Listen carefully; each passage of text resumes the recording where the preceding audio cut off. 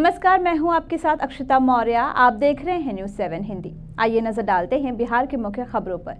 बिहार में इस साल होने वाले विधानसभा चुनाव को लेकर बीजेपी पूरी तरह से एक्टिव हो गई है। खुद प्रधानमंत्री नरेंद्र मोदी ने बिहार चुनाव की कमान संभाल ली है।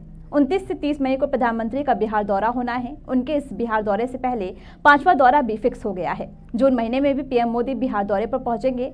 दरअसल बिहार में इस साल अक्टूबर नवंबर महीने में विधानसभा के चुनाव होने हैं। यही वजह है कि पक्ष से लेकर विपक्ष के नेता बिहार में दौरे पर दौरा कर रहे हैं। बीजेपी पूरी तरह से चुनावी मोड में आ गई है। बिहार चुनाव की कमान खुद पीएम मोदी ने अपने हाथों में ले रखी है। यही वजह है कि बिहार में उनके दौरे का सिलसिला शुरू हो चुका है।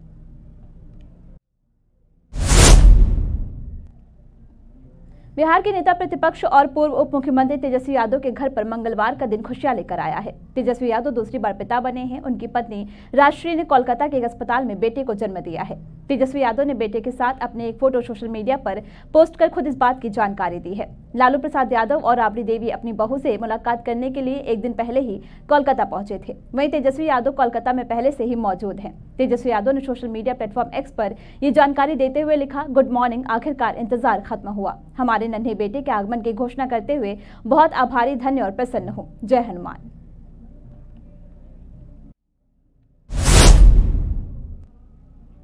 वेबटेक और भारतीय रेलवे ने मालगाड़ी के लिए बिहार में निर्मित अपने उस पहले इंजन का अनावरण किया है जिसे अगले माह पश्चिम अफ्रीका को निर्यात किया जाएगा। पिछले साल सितंबर में रेलवे ने घोषणा की थी कि बिहार स्थित उसकी मढ़ौरा विनिर्माण इकाई जल्द ही अफ्रीका को रेल इंजन का निर्यात शुरू करेगी। भारतीय रेलवे और वेबटेक के बीच सार्वजनिक निजी भागीदारी के तहत 2015 में स्थापित मढ़ौरा संयंत्र में पिछले 9 वर्षों में रेलवे के लिए 700 से अधिक इंजन तैयार किए गए हैं। ये संयंत्र एक व्यापक पहल का हिस्सा है जिसमें उत्तर प्रदेश, गुजरात और आंध्र प्रदेश के रखरखाव कारखाने भी शामिल हैं। नामकरण समारोह के दौरान वेबटेक की वरिष्ठ उपाध्यक्ष एवं Indian regional leader Sujata Narayan ने कहा कि 2015 में भारतीय रेलवे ने ईंधन बचाने वाली श्रृंखला की 4500 एचपी और 6000 एचपी के 1000 इंजनों का ऑर्डर दिया था, जिन्हें 11 साल में उपलब्ध कराया जाना था।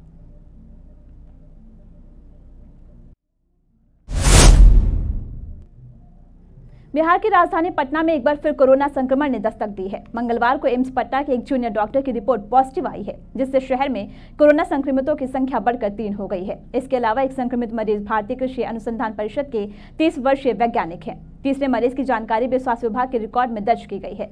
Civil surgeon doctor Avinash Kumar के मुताबिक संक्रमितों में किसी भी हालिया यात्रा की जानकारी नहीं है। दोनों मरीजों में कोरोना के गंभीर लक्षण नहीं है, लेकिन गले की खराश, खांसी और बुखार के बजाय अब मरीज सिर दर्द, बदन दर्द, कमजोरी और ऑक्सीजन लेवल में गिरावट की शिकायत लेकर आ रहे हैं। विशेषज्ञ इसे वायरस के नाम नए स्वरूप से जोड़कर देख रहे हैं। देश के अन्य राज्यों में भी कोरोना मामलों में तेजी को देखते हुए बिहार सरकार सतर्क हो गई है। फिलहाल RT-PCR पॉजिटिव मरीजों के सैंपल की जेनोमिक स्कैनिंग नहीं हो रही है, लेकिन जल्द ही नए वेरिएंट की पहचान के लिए यह प्रक्रिया शुरू की जाएगी।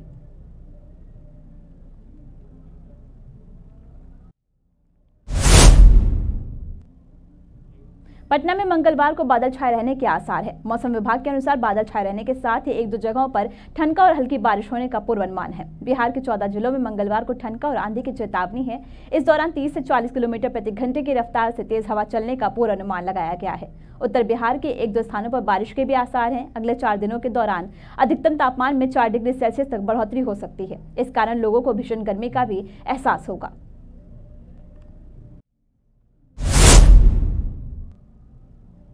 बिहार की इन मुख्य खबरों में बस इतना ही। देखते रहिए न्यूज़ 7 हिंदी।